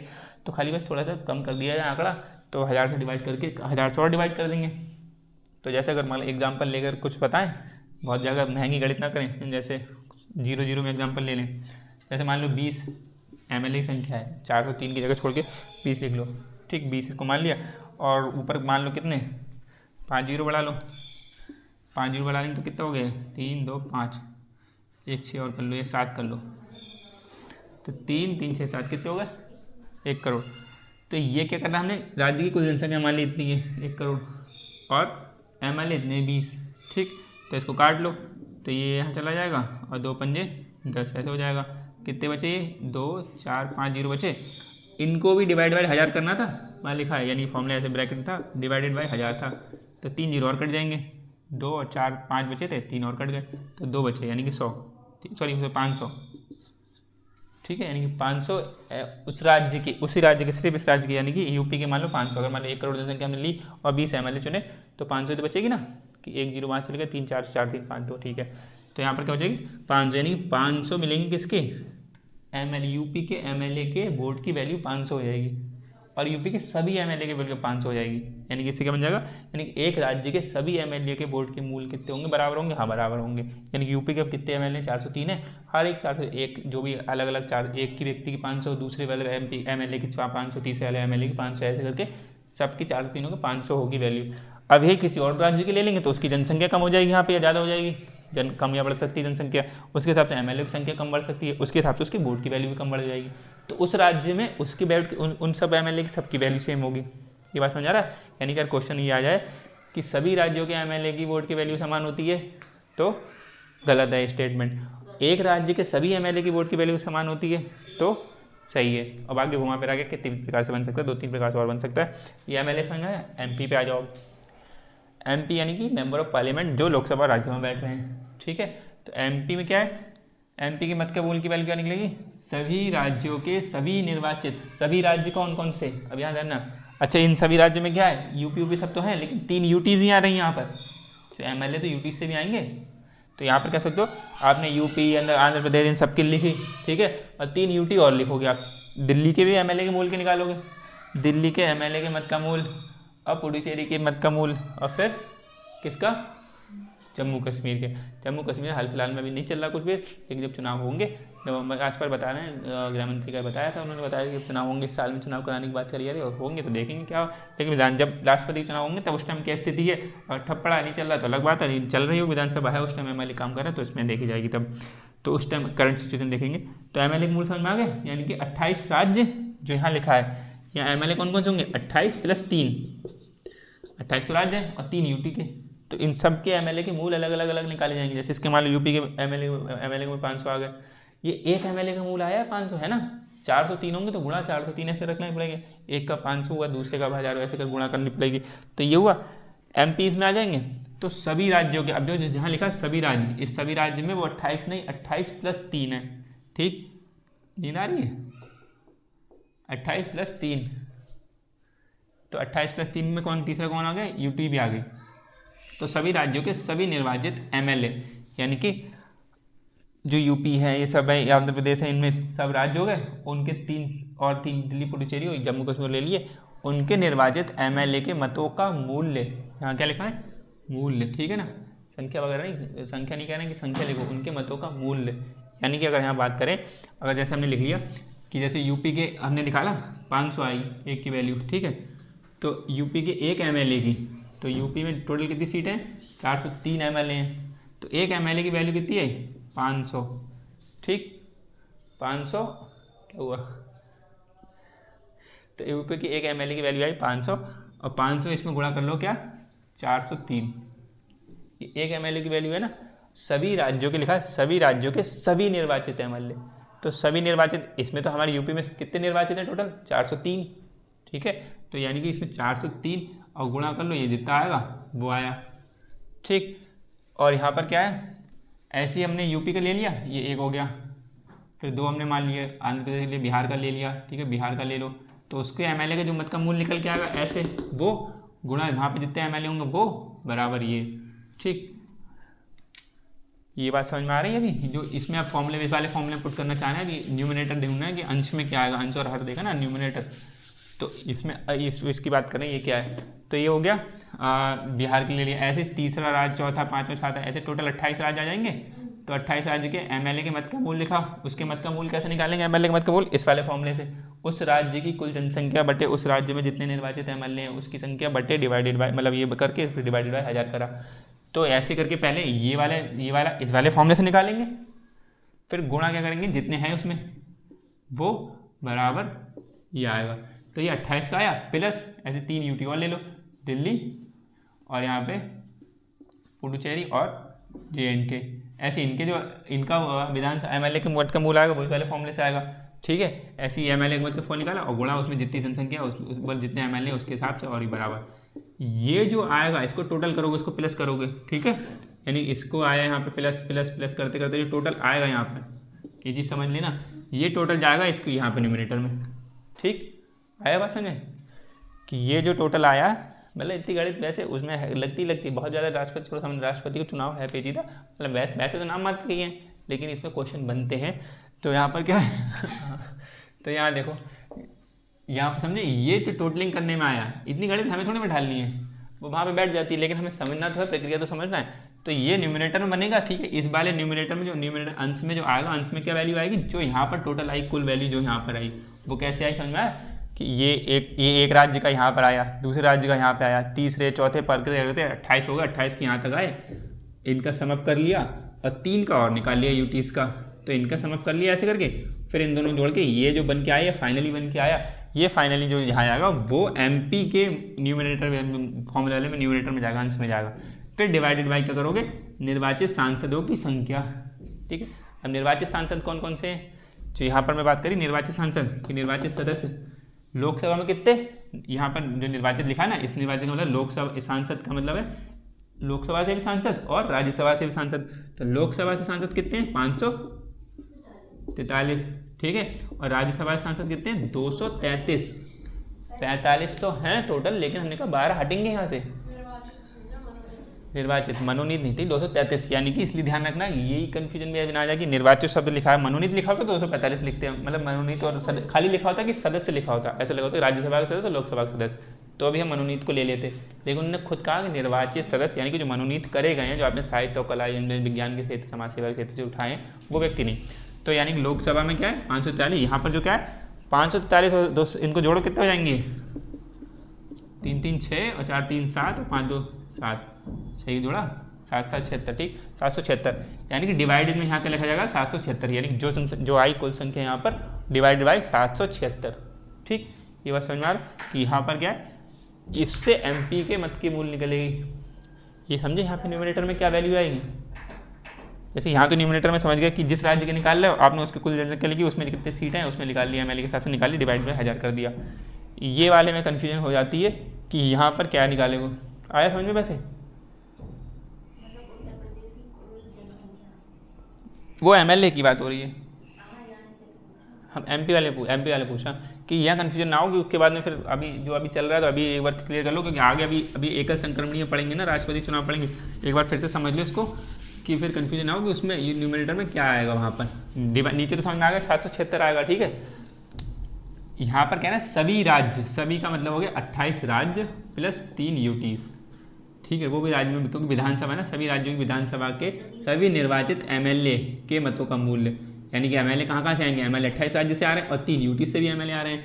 तो एक जैसे एक हमने ले लिया यूपी बना लिया इसको, ठीक है, यूपी से तो कितने यूपी में सभी निर्वाचित एमएलए, तो सभी निर्वाचित एमएलए कितने 403 है, ऐसे लिख लिया, और एक का मूल्य कितना 500 हमने निकाला था अभी, मतलब मान के निकाला था, है नहीं 500, हमने तो 1 करोड़ जनसंख्या मानी थी, तो हमने माना था 500, तो एक के वोट का मूल्य कितना 500, तो 403 के कितना होता है 400 से गुणा कर दो, 403 से गुणा कर लो, ठीक है, तो 403 गुणा कर लेना 500, ठीक। तो ये यूपी की बात हो गई, जो आया किसका आया यूपी का आया यहाँ पे, यानी कि एक राज्य के यानी यूपी राज्य के सभी निर्वाचित एमएलए के मत के मूल्य वो यहाँ आ गए। अब हम दूसरे राज्य के निकाल ले रहे हैं, ठीक है, वो उसके जितने एमएलए वहाँ लिख लिया, बिहार के मान लो जितने हैं, ठीक है, और यहाँ पे उसके मत के मूल्य जो उस फॉर्मूले से निकाल के लेके आएंगे, जैसे यहाँ 500 निकाल के लेके आए, वहाँ पे कुछ और निकल के लेके आया, कम बढ़ा सकता है, और यहाँ पर बराबर में वो आया दूसरे राज्य का। ऐसे करते करते करते ये 28 राज्य निकाल लिए हमने, 28 राज्य के, और उसके फिर यहाँ पे लिखा 28 में राज्य जो भी रखोगे आप, और उसके बाद में यहाँ पे फाइनल आएगा। ये 28 राज्य हो गए। अब हम यूटी ले रहे हैं दिल्ली, ठीक है, तो 28 कर लिए, ये हो गया। अब 3 दिल्ली, और फिर हमने जम्मू कश्मीर मान लिया, और यहाँ पुडुचेरी, ऐसे यहाँ पे लिखेंगे वो, ठीक है, क्या ये जनसंख्या कितने एमएलए वहाँ पे बन रहा है और उसके मूल्य कितना है, कितने एमएलए इसमें बन रहा है उसका मूल्य कितना है, कितने एमएलए इसमें बन रहे हैं उसका मूल्य कितना है, फिर ऐसे करके इसको इक्वल्स टू में ये निकाल लिया हमने, 3 ये और निकाल लिए। जो यहाँ पे मान लिया, यहाँ पर आगे मान लो 10,000 मान लिया, ऐसे आ गया, ठीक है, ऐसे कुछ भी आया हो, ठीक, ऐसे करके आया, और मान के लिए यहाँ पे जो भी आया, जो गुण ऐसे मान आया निकाल लिया, आएगा नहीं, यहाँ पे मैंने कोई कैलकुलेशन गलत कर दी, जो भी यहाँ पे आया इन सबको 28 + 3 को ऐसे समअप कर लो, टोटल कर लेंगे हम, इस बॉक्स में टोटल आ जाएगा यहाँ पर। तो ये जो टोटल नंबर जो यहाँ पर आएगा वो टोटल नंबर इसके न्यूमिनेटर में पूरे यहाँ पे आ जाएगा, ठीक है, और बटे में कितना आ जाएगा 776। तब वो करोगे उससे भाग, तो एक एमपी के मूल्य निकल के, एक एमपी का मूल्य निकल के आएगा, ठीक है, और एमपी कितने हैं टोटल 776, लोकसभा के एमपी भी हैं, मतलब टोटल एक एमपी का मूल्य कितना आएगा जो यहाँ पे आएगा। तो सभी एमपीज़ के यानी कि सभी एमपी के मूल्य बराबर होंगे, ये बात सही है, लेकिन सभी एमएलओ के मूल्य बराबर होंगे, सभी मेंबर ऑफ पार्लियामेंट के वोट के मूल्य बराबर होंगे, एक कथन ये आ गया, सही है कि गलत? वो तो पीछे कर रहे थे, अभी हम लोग ये बोल रहे हैं कि सभी एमपीज़ के, एमपी मेंबर ऑफ पार्लियामेंट, सांसद के, सभी सांसद के वोट के मत के वोट का मूल्य बराबर होगा, सही, क्योंकि इससे निकाला जो यहाँ जनसंख्या आएगी वो आई, उसके बाद 706 से बात करेंगे, एक एमपी का आ रहा है और सभी एमपीज़ के बारे में ऐसा ही है। अब हम कह रहे हैं कि जब हमने कहा कि सभी सांसदों के वोट का मूल्य बराबर है, ठीक बात है, सभी एमएलएस के वोट का मूल्य बराबर है, क्योंकि वो अलग अलग राज्य में अलग अलग के हिसाब से, एक राज्य के सभी एमएलए के वोट का मूल बराबर है, सही है। ये बात समझ आ रही है, ये ऐसे स्टेटमेंट, इस फॉर्मूले से ऐसे स्टेटमेंट है। तो एमपी के मूल निकल के आ गया यहाँ पे, या एमएलए का आ गया। तो इन्होंने नहीं कहा प्रत्येक सदस्य को एक वोट डालने का अधिकार है, ठीक है, और प्रत्येक सदस्य का यानी कि एक एमपी होगा, एक एमएलए होगा, हर एक का अलग अलग मूल हो सकता है, ठीक है, जिस हिसाब से जनसंख्या रिप्रेजेंट कर रहा है वो। आ रही बात समझ में? तो ये एमपी का आ गया। अब अगला पॉइंट क्या है, ए वाला में पढ़िए, निर्वाचक मंडल होगा, निर्वाचक मंडल में ये लोग होंगे और जो प्रत्येक सदस्य आएगा, प्रत्येक सदस्य को वोट डालने का अधिकार होगा, एक वोट डालने का अधिकार होगा और मत का मूल अलग अलग होगा। फिर हमने एग्जांपल देख लिए एमएलए और एमपी के मत के मूल। अब यहाँ ध्यान रखना है क्या, सी वाला उम्मीदवार, जो उम्मीदवार राष्ट्रपति के जो चुनाव लड़ना चाह रहे हैं कि हम राष्ट्रपति बनेंगे आगे, तो वो राष्ट्रपति के लिए जो पद के लिए उम्मीदवार है, उस उम्मीदवार को एक निर्वाचन कोटा प्राप्त करना होता है। यानी कि जो उम्मीदवार है कि जो लोग लड़ना चाह रहे हैं, जैसे ए पर्सन है, कोई एक पर्सन ए है, कोई पर्सन बी है, कोई सी है, कोई डी है, कोई ई है, ऐसे 3 4 5 पर लड़ सकते हैं, ऐसी बात नहीं है। लेकिन अमूमन जैसे इस बार हुआ 2 लोगों में चुनाव हुआ था, ठीक है, तो 2 लोग कई बार 2 बार एक पार्टी अपने भेजती है, एक पार्टी अपने भेजती है, लेकिन कई बार दावेदार अलग अलग पार्टी का, आम आदमी पार्टी का दे, हम अपनी पार्टी का एक चुनाव भेज दे रहे हैं और कांग्रेस पार्टी अपने का, बीजेपी पार्टी है, तो 3 4 5 हो सकते हैं। तो ये जो उम्मीदवार हैं, अगर आप इनमें से किसी एक को राष्ट्रपति बनना है, तो उस राष्ट्रपति जिसको बनना है उसको निर्वाचन कोटा प्राप्त करना होगा, मतलब इतना वोट तो प्राप्त करना होगा। कितना वोट करना होगा, वो निर्वाचन कोटा में क्या लिखा है, वो ये है कि निर्वाचन कोटा बराबर चुनाव में डाले गए वैध का मतलब कि जो मतलब बिल्कुल लीगली हो जाए, मतलब ऐसा ना हो जाए कि धांधलाबाजी हो जाए। एक तो पहले धांधलाबाजी वैसे नहीं होती, लेकिन क्या है कि जो राष्ट्रपति के चुनाव होते हैं अभी बैलेट पेपर पे होते हैं। बैलेट पेपर समझते हो ना, कि वो वोट पे ठप्पा लगता है, उस पर कागज़ होता है जैसे कागज़ पे। अब तो क्या ईमेल जैसे चुनाव होते हैं यहाँ पर ईवीएम से हो रहे हैं, तो इलेक्ट्रॉनिक आपने बटन दबाया, वोट चला गया, नहीं चला गया, ईवीएम हैक हो गई तो नहीं गया, नहीं हुई हैक तो गया, कैसी बात होती है। लेकिन क्या कि वोट डाला आपने तो वहाँ पर मशीन के द्वारा, पहले क्या होता था देखना, पर्ची चलती थी ऐसे करे, फोल्ड करते थे, बाद में एक पर्ची भी से यहाँ पर ठप्पा लगाया तो उसकी इंक क्या थी, उन्होंने फोल्ड करा तो उसकी इंक इधर भी चिपक गई, तो जब खुलती थी तो पता नहीं चलती थी किस पे चिपकाई, ठीक है। ऐसे करें तो फिर वहाँ पे पता, तो ऐसे वाले वोट को फाड़ दिया जाता था या हटा दिया जाता था, उसको गिना नहीं जाता कि भाई इसका ध्यान नहीं रखा गया, इसमें पता नहीं चल रहा कि कौन है, फिर उसको बुला के तो पूछा नहीं जाएगा, वरना उसकी जो वोट डालने की शक्ति जो गोपनीय रखी जाएगी, आप पता चल गई किसको वोट डाला है। तो क्या है, जो पर्चे पे चलते थे वो इस वजह से हटाए गए थे। बाकी कुछ लोग अनपढ़ होते थे, फिर इसलिए उस वजह जो अनपढ़ होते तो इसलिए उनको पार्टी चिन्ह बनाने पड़े कि भैया ठीक है, जहाँ हाथी दिखे तो ऐसे मार देना, जहाँ कमल दिखे तो मार देना, वरना लिखा हुआ होगा भारतीय जनता पार्टी, किसी को पढ़ी नहीं मिल रहा भारतीय जनता पार्टी, या किसी को पढ़ी नहीं रहा कांग्रेस, किसी को पढ़ी नहीं मिल रहा बहुजन समाज पार्टी। इसलिए भारत में चिन्ह बने पार्टियों के, ठीक है, राजनीतिक पार्टियों के चिन्ह क्यों बने, क्योंकि अधिकांश जनता क्या थी, इलिटरेट थी, कम पढ़ी लिखी थी, जिसको पढ़ना नहीं आता, साक्षर नहीं थी वो, तो इसलिए चिन्ह बना दी। चिन्ह तो देख लेंगे, हाथी, लालटेन देख लेंगे, ठीक है, पंजा देख लेंगे, कमल का फूल देख लेंगे, तो वहीं पे ठप्पा लगाया है। तो ये बैलेट पेपर ऐसे चलते थे, तो राष्ट्रपति चुनाव भी बैलेट पेपर पे होते हैं। तो उसमें क्या है, बैलेट पेपर में ऐसा होता है कि ऐसे जैसे 5 लोग चुनाव लड़ रहे हैं, ठीक, 5 लोग चुनाव लड़ रहे हैं, तो नाम लिखे यहाँ पे, एक का नाम ये लिखा है, बी नाम लिखे, तो हमने ABCD मान लिए, तो उसके आगे ऐसे प्रेफरेंस देना होता है कि जो वोट डाल रहा है, जो सदस्य है, और सदस्य पढ़ चुके हैं हम लोग कौन कौन है, ठीक है, सदस्य जो एक प्रत्येक सदस्य है वो वोट डालेगा, वो उसको वोट डालने के एकल संक्रमण जो पद्धति है वो हम पढ़ेंगे भी क्या होती है। कि जैसे मुझे वोट डालना है, मैं चाहता हूँ कि अगर ये मैं चाहता हूँ कि पहले नंबर ये वाला प्रधान ये बने राष्ट्रपति, तो मैं अगर वोट डाल रहा हूँ तो मैं उसमें कहूँगा, इसको मैं कहूँगा 1 नंबर। अगर इन केस ये राष्ट्रपति नहीं बन रहा है तो मैं कहूँगा 2 नंबर पे ये बने, फिर ये बने। और अगर इन केस ये भी नहीं बनना है तो मैं चाहूँगा कि ये बने, अगर ये भी नहीं बनना है तो ये मैं चाहूँगा कि ये बने, बाद में ये बने, अगर कोई भी बन जाए।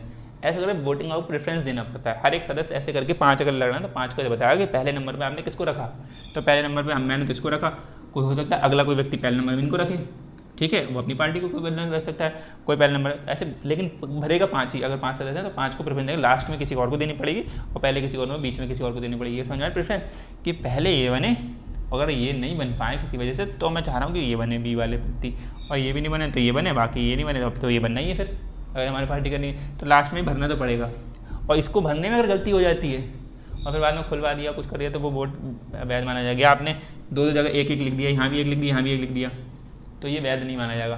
तो यहाँ लिखा जो वैध, अगर यहाँ दोनों जगह पर्ची खुले और यहाँ दोनों जगह 1 लाख लिखा मिल गया, धोखे से लिख गया, तो जैसे एक बार हो गई थी गलती, मुंबई अब एक संगठन पढ़ेंगे तो लालू प्रसाद यादव उनसे गलती हो गई, ठीक है, ऐसे हम लोग आगे जब पद्धति देखेंगे तो उनसे गलती हुई तो बाद में कह रहा है कि भाई चुनाव डालने फिर दोबारा डालने का मौका नहीं मिलता है, क्योंकि फिर तो गोपनीयता खुल जाती है कि आपने किनको चुन लिया भाई पहले नंबर पर, तो वो चीज़ नहीं।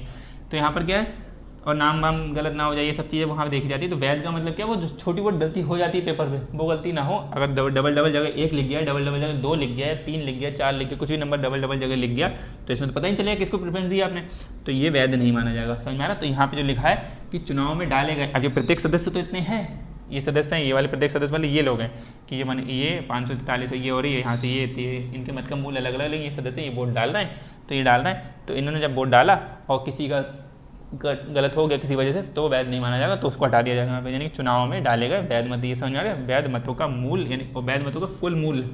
अब यहाँ पे कुल मूल वही मूल के हिसाब से डालना है, किसके मूल 500 उसका मूल 76 है, तो मूल यहाँ पे जो बात आ रही है ना मूल की, वो मूल की इसलिए बात आ रही है, संख्या नहीं है, यहाँ संख्या नहीं लिखा गया, यहाँ लिखा होता है कुल संख्या।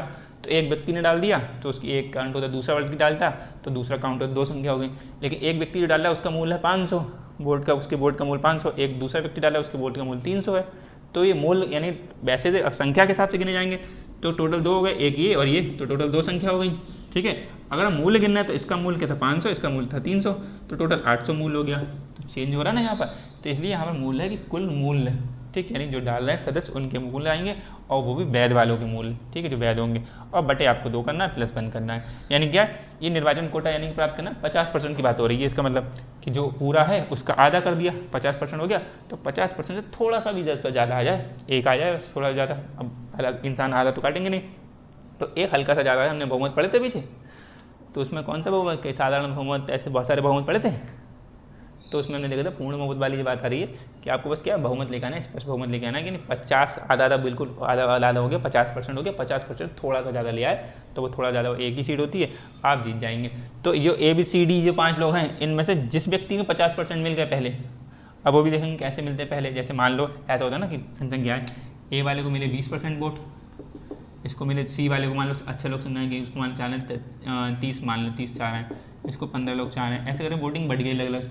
किसी को पहली बार में 50 मिले ही नहीं, इसको 15 मान लिया, अगर मान लिए 30 15 कितने हो गए 45, मतलब 50 और 60 कितने 30 40 50 कितने हो गए, 3 2 5 और 1 6 65 हो गए, 65 और इनको मान ले रहे हैं किसी को 65 और 15 कितने हो गए 80, और इनको 20 मान ले रहे हैं, ठीक 20 40 और 30 70 30 100 ऐसे करके मिल गए।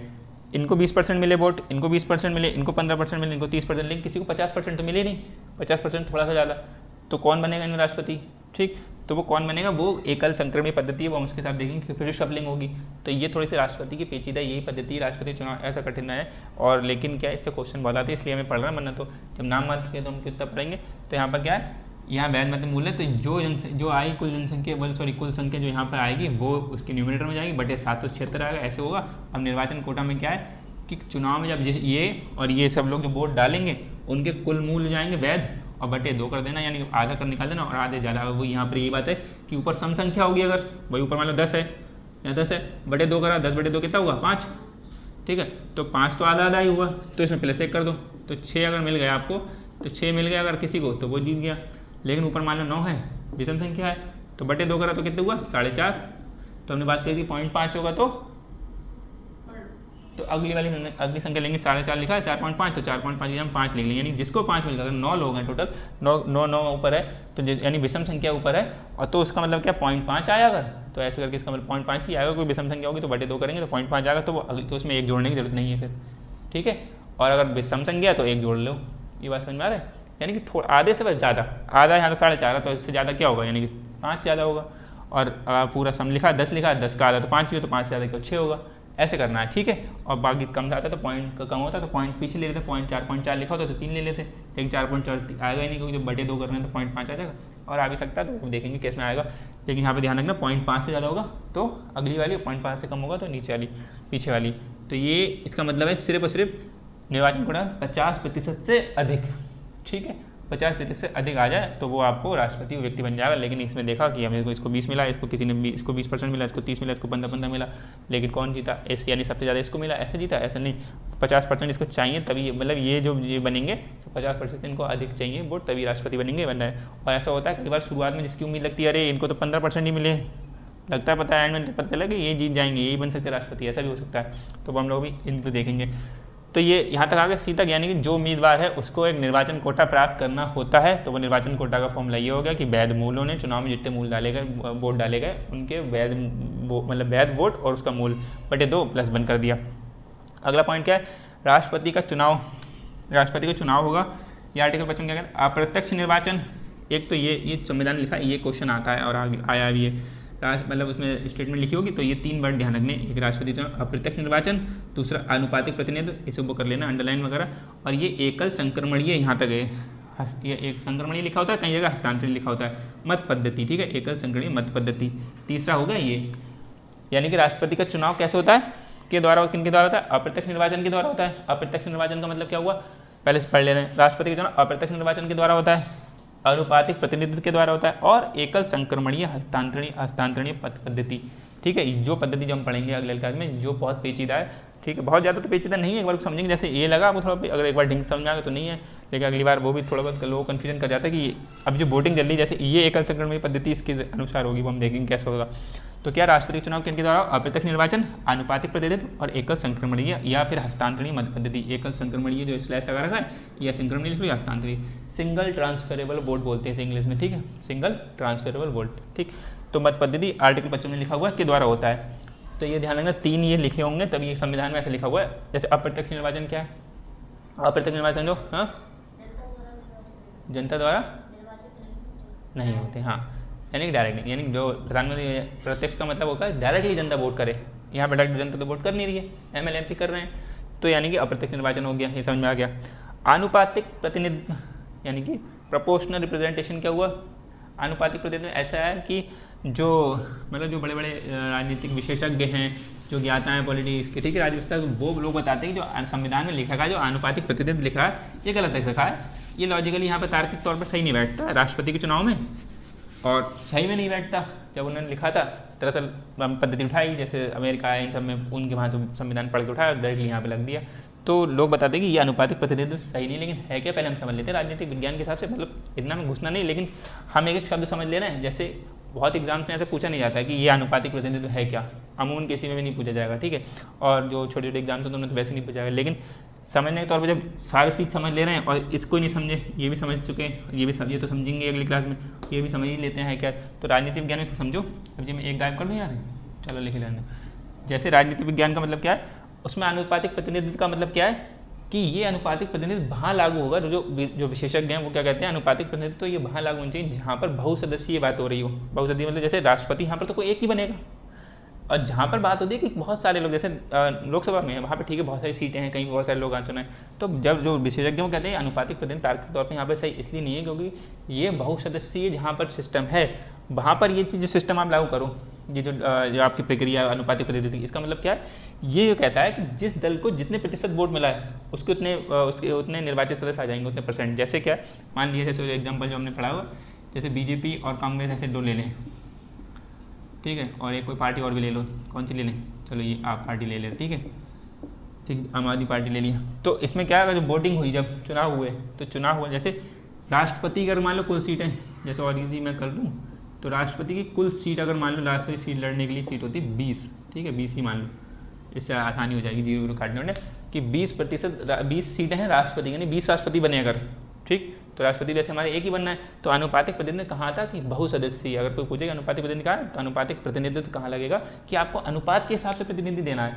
तो अनुपात के हिसाब से प्रतिनिधि तभी तो दोगे जब बहुत सारी सीटें हों, बहुमती हो, कि भाई इतने 20%, जैसे मान लो चुनाव हुआ 20% वोट इन, मतलब 20 कहने से ज़्यादा मिला, तो मान लो 60% वोट इन्हें मिला, ठीक है, और इनको कितना मिला 30% मान लो, 30 में उनको 10% वोट मिला, ठीक। आम आदमी जब चुनाव ऐसे हो रहा हो तो इनके पार्टी के सदस्य, और इन्होंने बीजेपी ने अपने सदस्य 20 का 60% कितना हुआ, 20 गुणा 60/100 ऐसे काटो 12, ठीक, सही समझ में आया। तो यानी कि 12 सदस्य इनके आएंगे, इनके कहने वाले, जैसे बीजेपी ने अपने 20 सदस्य मान लो कह दिए कि हम 20 सदस्य कह रहे हैं, 20 के 25 मान लो, अगर 20 बनने इससे कन्फ्यूज करेगा, क्यों उन्होंने कहा हमारे 25 सदस्य हैं, तो बीजेपी के जो 25 सदस्य 1 2 3 4 ऐसे करके 25, तो उस 25 में से बीजेपी की 12 सदस्य ऊपर के उठ के आ जाएंगे चुनाव लड़ने के लिए, ठीक है। यानी कि रिप्रेजेंटेशन, इसका मतलब क्या हुआ, प्रोपोर्शनल रिप्रेजेंटेशन का मतलब कि बीजेपी को ये चुनाव में वोट मिले 60%, तो इनके 12 सदस्य इनके यहाँ से आ गए, यानी कि जब टोटल सीटें कितनी हैं आपको 20 हैं, मतलब 20 सीटें, तो 12 सदस्य इनके ऊपर उठ के आ जाएंगे राष्ट्रपति बनने के लिए, ठीक। और इनके वाले कितने हो जाएंगे 30%, 20 का 30% निकालोगे तो 20 का 6 आ जाएगा, तो 6 यहाँ से मिल जाएंगे, और यहाँ से कितने 10% कितना आ जाएगा, फिर 2, 12 से 18 2 20, तो 2 आ जाएंगे।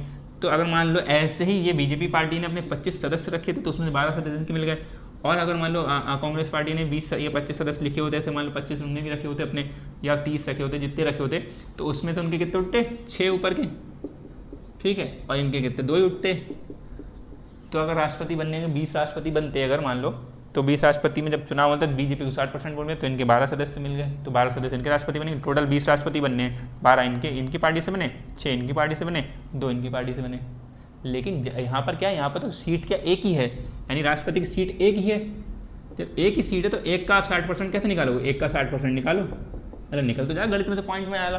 तो एक सीट को काट बांट थोड़े लोगे, यहाँ पे 20 सीट थी तो आपने काट ली, वही 12 सीट तुमने उसे दे दी, 6 सीट इसे दे दी, 2 सीट इसे दे दी। लेकिन जब एक का आप 60% करोगे तो पॉइंट में निकल जाएगा नंबर, ठीक है। 6 कम 6 बटे 0.6 आया, ठीक है, 0.6 आया। तो एक सीट का 10.6% राष्ट्रपति ये बनेंगे, फिर 10 इतने राष्ट्रपति बनेंगे, ऐसे कैसे हो जाएगा, है ना। तो इसलिए तार्किक तौर पर कह रहे हैं कि तार्किक तौर पर यहाँ पर राष्ट्रपति के चुनाव में ये बात ठीक नहीं है, विशेषज्ञ कह रहे हैं, और सही भी नहीं है कि एक सीट के लिए राष्ट्रपति को, एक सीट ही कोई राष्ट्रपति बनेगा। जैसे स्विट्जरलैंड में ऐसे बताते हैं कि 7 राष्ट्रपति, हालांकि वाले नाम वहाँ पे 1 राष्ट्रपति है, लेकिन स्विट्जरलैंड में बताते 7 राष्ट्रपति काम करते हैं ऐसे करके मिलजुल के, लेकिन प्रमुख तो एक ही है वहाँ पे फिलहाल। लेकिन हम मान के चल रहे हैं कि वहाँ 7 राष्ट्रपति हैं, ठीक है। तो क्वेश्चन बहुत दोनों पूछे भी हैं, मतलब ऑनलाइन वगैरह की, क्या उसमें सही में 7 राष्ट्रपति होते स्विट्जरलैंड में, या ऑस्ट्रेलिया वगैरह में अलग अलग और चलते हैं जो उनके सपोर्टिव में चलते हैं। जैसे CM बना दिए, डिप्टी CM एक और बना दिए, उनके संग जैसे प्रधानमंत्री तो उप प्रधानमंत्री, जैसे अभी तो कोई उप प्रधानमंत्री नहीं है लेकिन पद को उप प्रधानमंत्री का बना दिया, या मुख्यमंत्री है तो उप मुख्यमंत्री बना दिए, ठीक है। तो मुख्यमंत्री में ऐसे गिने जा रहे हैं, तो ऐसे करके ऐसे सीटें बन रही हैं। तो ऐसे राष्ट्रपति में ऐसे हैं, तो जैसे वहाँ है तो वहाँ तो काम कर जाएगा कि वहाँ पे तो आप 7 हैं तो 7 के परसेंटेज काट लो परसेंटेज के हिसाब से, लेकिन यहाँ पर एक ही सीट के इतने परसेंटेज कैसे काटोगे, ठीक है। तो यानी कि ये जो बोल रहे हैं अनुपातिक प्रतिनिधित्व, वैसे समझ में आ गया, आएगा एग्जाम में नहीं, लेकिन समझने के तौर पे समझ ले रहे हैं कि अनुपातिक प्रतिनिधित्व कहाँ लागू होगा, जहाँ बहुसदस्यीय बात हो, ठीक है। लेकिन जहाँ एक सदस्य, यहाँ पर राष्ट्रपति तो एक ही सदस्य, एक ही कोई सीट होगी, तो उसमें कैसे आ जाएगा, ठीक। और एकल संक्रमणीय हस्तांतरण मत पद्धति क्या है वो हम समझेंगे। अभी देखा ना, एक को 20% मिले, एक को 15 मिले, एक को 15 मिले, फिर एक को 20 मिले, एक को 15 मिले, ऐसे मिले, तो वो क्या है वो अगली क्लास में समझेंगे कि एकल हस्तांतरण पद्धति क्या है। तो अभी इतना समझ में आया, यही चीज़ है राष्ट्रपति के चुनाव की, राष्ट्रपति को कैसे बनता है। मतलब अब ये लोग तो बने बनाए हैं, लेकिन हमें समझना पूर्व कर गया कि राष्ट्रपति का चुनाव हो रहा है तो ये MP MLA चले जाएंगे, उनके वोट का मूल से पहले काउंट हुआ रखा हुआ है, गए और वोटिंग डाल दी। खाली होना क्या है वहाँ पर होगा, ये एकल हस्तांतरण, ये वाली प्रोसेस चलेगी वहाँ पे कि जो सबने प्रेफरेंस दिए कि C चाह रहे हैं हम पहले नंबर बने, B चाह रहे हैं दूसरे नंबर मिले, ऐसे D चाह रहे हैं तीसरे नंबर पे, चौथे नंबर पे ये बने, 5वें नंबर पे ये बने, ठीक, ऐसे चाह रहे हैं। जो राष्ट्रपति चुनाव होते हैं उनकी सबकी वैल्यू काउंट है पहले से, लेकिन बस एकल हस्तांतरीय एकल संक्रमणीय जो पद्धति है ये प्रोसेस होती है वहाँ पे कि आपको एक पर्चा मिलेगा, 5 सदस्य खड़े हैं, अगर 4 खड़े होंगे तो 4 खड़े होंगे तो आपको 1 2 3 4 नंबर भरने हैं, 3 खड़े हैं तो 3, अगर 2 लोग खड़े हैं तो 1 2 भरना है। जैसे इस बार 2 खड़े थे खाली, तो एक पे चुन लो किसको भरना चाह रहे, दूसरे भरना जरूर है, दूसरे को वैध, वो भी अवैध माना जाएगा जो भरोगे भी नहीं आप, यानी खाली छोड़ यार, जैसे A B है, एक को भर दिया, एक को खाली छोड़ दिया, इसमें नंबर ही नहीं डाला, तब भी वो यहाँ काउंट नहीं होगा, आपको डालना है, ठीक है। तो क्या पता धोखे से आपसे भर गया होगा नहीं, तो इसलिए बैद में क्या आपको भरना ही भरना है। ये समझ में आ रहा, ये वाली हम अगली क्लास में अच्छे से समझेंगे, इस बहुत सारे एग्जांपल लेके समझेंगे, क्योंकि बहुत बड़ी चीज़ है, इसको समझना ठीक से, और थोड़ा पेचीदा तो है लेकिन बहुत ज़्यादा पेचीदा नहीं, इससे क्वेश्चन बहुत बनते हैं, ठीक है बहुत। और ये क्वेश्चन ये ध्यान रखना कि सभी पदों का जो बीच बीच में मैंने पूछ लिया, बाकी MCQs बाद में एक बार कराएंगे कि 3-4 क्वेश्चन में लिख दिए, 10-15 के आसपास लिख दिए, जो भी जितने लिखवाएंगे उसके हिसाब से MCQ के हिसाब से पूछ लिए। ये बस समझ में आई थी, तो अभी तक रखते हैं, अगले क्लास के समझेंगे एकल संक्रमणीय या हस्तांतरित पद्धति, सिंगल ट्रांसफर बोल पर पढ़ेंगे, ठीक है। चलो अगली क्लास में देखते हैं।